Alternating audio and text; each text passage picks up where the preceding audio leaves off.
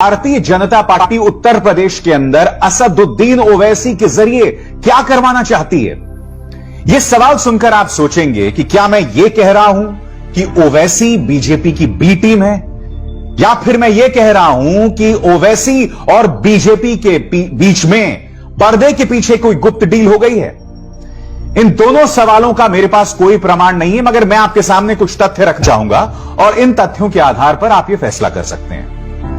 दोस्तों, जैसे कि आप जानते हैं कि ओवैसी आज उत्तर प्रदेश में हैं, 3 दिन के दौरे पर हैं और उनके आते ही एक विवाद हो गया है, और एक ऐसा विवाद जिसका नाता धर्म से है। सबसे पहले दोस्तों, टाइम्स नाउ की रिपोर्ट देखिए। मैं इस रिपोर्ट के कुछ स्क्रीनशॉट्स बताने वाला हूं। ओवैसी खुद को एक विवाद में पाते हैं। वो विवाद क्या है अभी बताने वाला हूं मैं आपको, मगर इस विवाद पर 3 लोग अपनी टिप्पणी करते हैं। भारतीय जनता पार्टी के मुख्य प्रवक्ता संबित पात्रा, उत्तर प्रदेश के उप मुख्यमंत्री केशव प्रसाद मौर्य और अयोध्या के एक संत। और कौन है असदुद्दीन ओवैसी? जिन्होंने पिछली बार उत्तर प्रदेश में 32 सीटों पर चुनाव लड़ा था और उन्हें एक भी सीट नहीं मिली थी। 0। अधिकतर सीटों पर उनकी जो जमानत है वो जब्त हो गई थी। बावजूद इसके भारतीय जनता पार्टी उन्हें इतना उठा रही है, इतना महत्व दे रही है। आपको याद होगा, इससे पहले भी मुख्यमंत्री आदित्यनाथ ने बाकायदा असदुद्दीन ओवैसी का नाम लेकर कहा था कि वो आएं और यहां आकर अपनी सियासत करें, उनका स्वागत है। तो भारतीय जनता पार्टी असदुद्दीन ओवैसी को इतनी अहमियत क्यों दे रही है? अब आप कहेंगे कि मैंने वो टाइम्स नाउ की रिपोर्ट का क्यों जिक्र किया। वो विवाद क्या, मैं आपको बताता हूं। आपकी स्क्रीन पर ये पोस्टर देखिए। असदुद्दीन ओवैसी जो कि यात्रा कर रहे हैं उत्तर प्रदेश की, और नवभारत टाइम्स की इस रिपोर्ट में इस पोस्टर का हवाला किया गया है।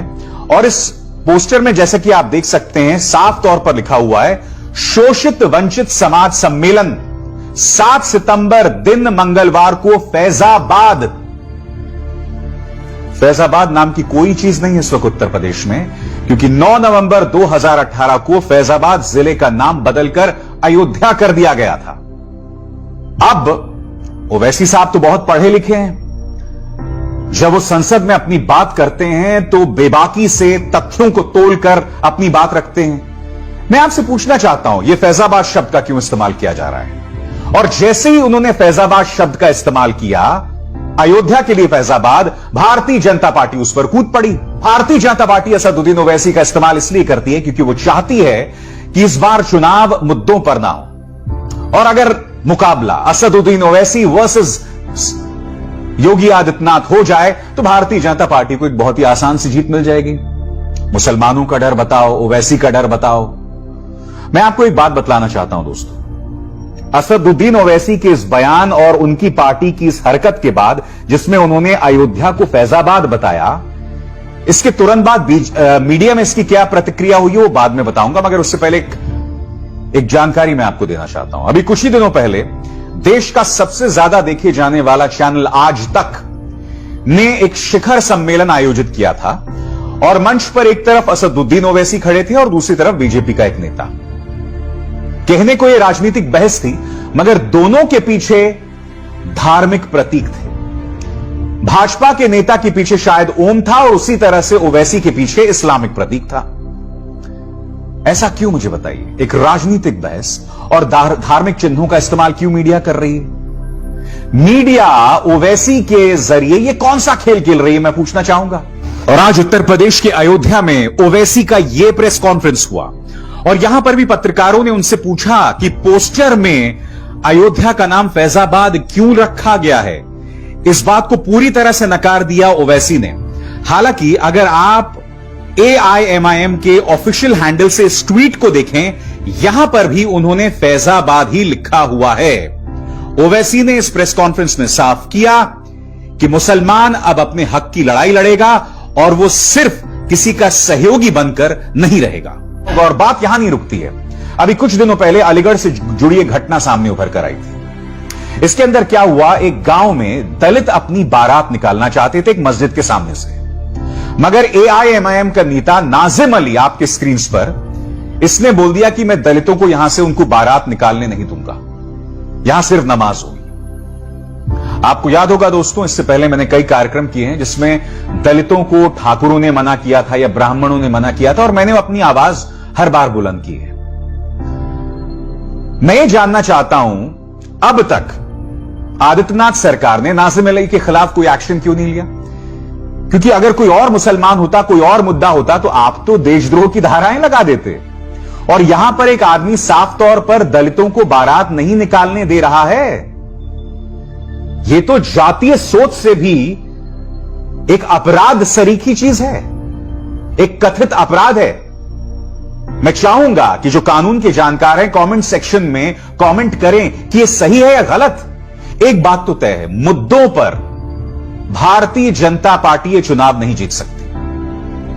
उसके पास सिर्फ दो विकल्प हैं, और वो दो विकल्प क्या है, ध्यान से सुनिएगा। पहला विकल्प, आने वाले दिनों में सांप्रदायिक तनाव पैदा करने वाली कोई घटना हो जाए। इससे क्या होगा, वोटर दो फाड़ हो जाएगा, जैसे कि 2013-14 में हुआ, और नतीजा आपके सामने है। दोस्तों, कई मुद्दे इस वक्त सामने हैं। नौकरी को लेकर हाहाकार मचा हुआ है, बेरोजगारी को लेकर हाहाकार मचा हुआ है। मैं आपको एक वीडियो दिखाना चाहता हूं। मुख्यमंत्री आदित्यनाथ गुजरते हैं, युवा चिल्लाते हैं कि बाबा जी नौकरी का क्या होगा, जवाब नहीं देकर निकल जाते हैं। ये वीडियो देखिए।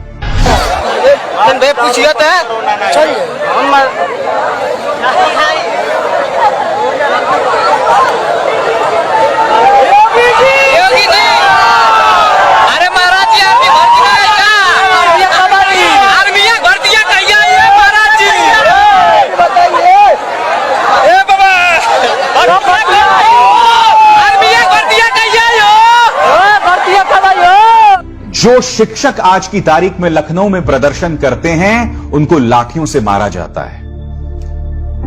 और दूसरी तरफ एक और वीडियो दिखाता हूं मैं आपको। दोस्तों, डेंगू को लेकर कई लोगों की मौत अब तक हो चुकी है, कम से कम 100 लोग मर चुके हैं। मैं आपको एक वीडियो दिखाता हूं। एक गरीब महिला अपने बच्चे को बचाने के लिए डॉक्टर के पांव पड़ रही है। वीडियो देखिएगा, फिर मैं उसकी चर्चा करता हूं।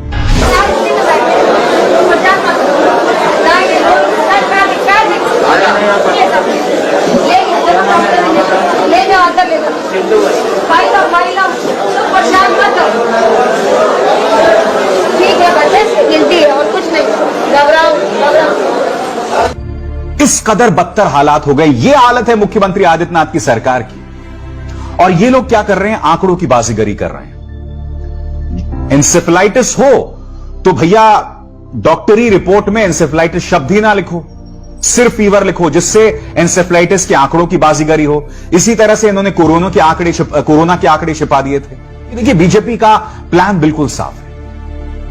ओवैसी का इस्तेमाल किया जाए, नंबर 1। नंबर 2, आने वाले दिनों में सांप्रदायिक तौर पर कोई बड़ी घटना हो, उसके लिए जमीन तैयार की जाए। मीडिया आपका पिछलग्गू है, क्योंकि यह मीडिया मुख्यमंत्री आदित्यनाथ से सवाल नहीं करेगा, न इंसेफेलाइटिस पर सवाल करेगा, न कोरोना पर सवाल करेगा, न डेंगू पर सवाल करेगा, न लॉ एंड ऑर्डर पर सवाल करेगा। यह सब नहीं होने वाला है दोस्तों। उल्टा भ्रमित किया जाएगा लोगों को, अनाप शनाप मुद्दों की तरफ लोगों का ध्यान भटकाया जाएगा। और यही वजह है कि आज की तारीख में जमीन में, जनता में इसी गोदी मीडिया को लेकर लोगों में बहुत नाराजगी है।